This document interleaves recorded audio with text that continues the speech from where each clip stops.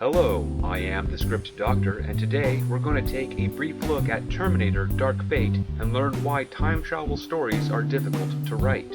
What is Terminator Dark Fate? Well, it is the sixth installment of a franchise that ended in 1991. The premise of the movie being that John Connor was killed and that a new AI known as Legion has replaced Skynet and has started a war on humanity. However, unlike the original two Terminator films, we don't quite know why Legion is sending back a Terminator to kill a young woman named Danny. In the original films, we learned that the humans won the war, but before Skynet was destroyed, it had sent back a Terminator to kill the mother of the Resistance leader in the hope of rewriting the past to ensure its future. Pretty simple premise. However, we don't get that in Dark Fate. In fact, we don't know if they won the war or not. All we know is that Danny needs to survive so the Resistance will exist. Those are weaker stakes than the first two Terminators, not just for the humans but also for the machines. Legion isn't destroyed by Danny, so why does it think it needs to kill her in the past? Where is the logic in trying to preemptively destroy an enemy that has not defeated you? That concept alone shows how this movie does not have the effort put into the foundation for it to tell an entertaining or compelling story. Dark Fate is a failure in effective storytelling, not just within the replaced future it is depicting, but also in the concept that creates Legion and the alternate future war. Dark Fate's problems come right at the start because it is built off of an illogical premise. We open with a reminder of the original Terminator films to convey to the audience that the other sequels are not part of this franchise. We are reminded of the date of Judgment Day, August 29, 1997.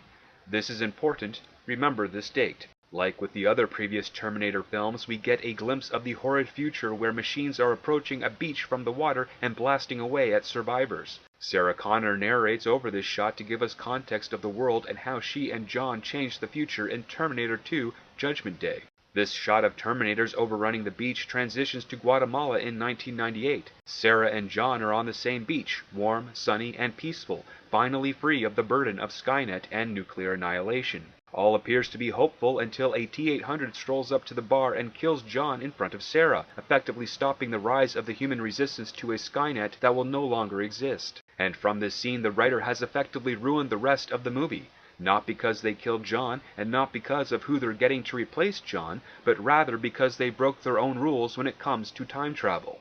Time travel stories are very difficult to write, and the reason they are not always successful as, say, Back to the Future or the first two Terminators is because the writers don't stick to the rules they develop when it comes to time travel. In many cases, they set up the rules of how time travel works and then forget those rules so they can reach the end of their story. Prior to Terminator Dark Fate, the most recent big time travel story was in Avengers Endgame. They established the rule of time travel that even if you're traveling to your past, it is still individually your future and thus you cannot change your past. Yet, when Professor Hulk sees the Ancient One to get the Time Stone, she tells him differently, that the timeline will split off because of his actions. They try to fix that obstacle by having Professor Hulk return the stones to the exact point they were borrowed in order to not disrupt the flow of time. Then, to make matters more complicated, the process of retrieving one of the stones does not allow for it to be returned, that being the Soul Stone. If you must sacrifice a person in exchange for a Soul Stone, does returning the stone later return the person? Would the planet allow for the stone to be returned at all? The rules aren't defined and thus we have a plot hole. What about the Time Stone?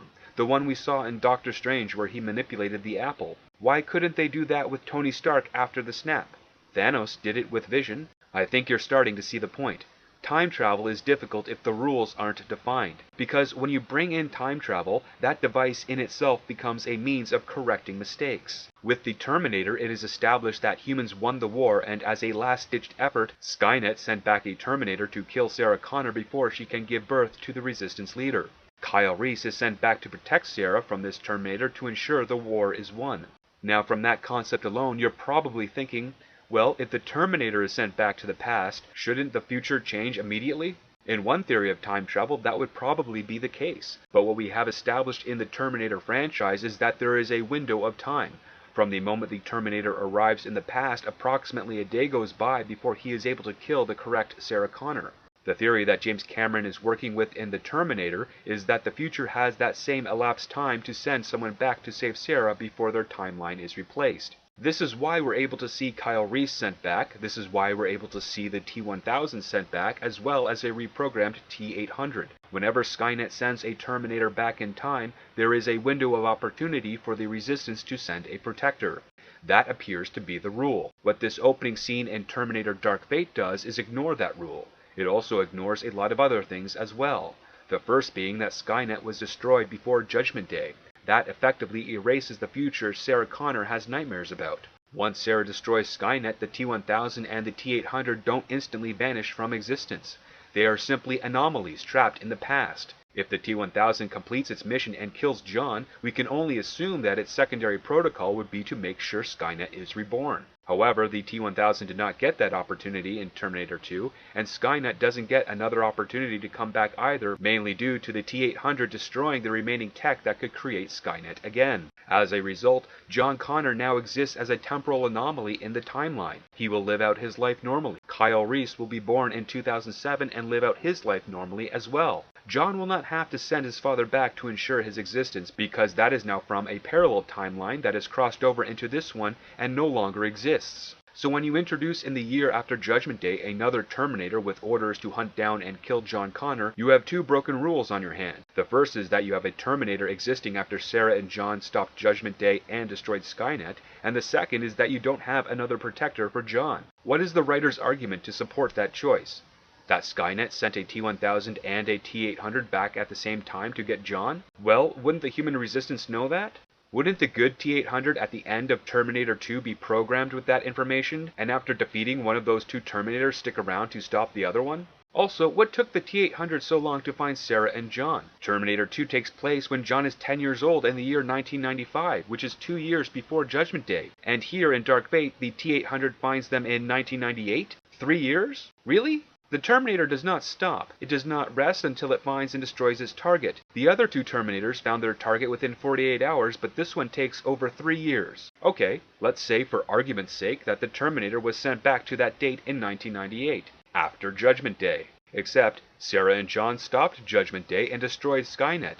Once that was done, the future was changed. There is no Skynet to send a Terminator back. So let's say they make another Skynet just a few years later. Okay, same rules apply. Judgment Day has a different date, but John Connor is still the leader of the Resistance and wins the war. He has to, otherwise there is no point in sending a Terminator back to kill him as a child. So if Skynet sends a machine back, the Resistance can send a protector. It's an infinite loop. The only way our heroes can break that loop is by destroying Skynet in the past, which they did. Dark Fate makes the whole time travel rules harder to follow when the Terminator that killed John states how he can detect shockwaves through time, and as a result lets Sarah know when and where another Terminator is being sent back so she can destroy it. Why is Skynet, something that no longer exists, still sending Terminators back after their destruction in 1995 and after the one in 1998 killed John? Time travel theory and the two Terminator films establish that if Skynet isn't created in the present, it won't exist in the future. And even if you have an alternative to Skynet, you still end up with one of two outcomes.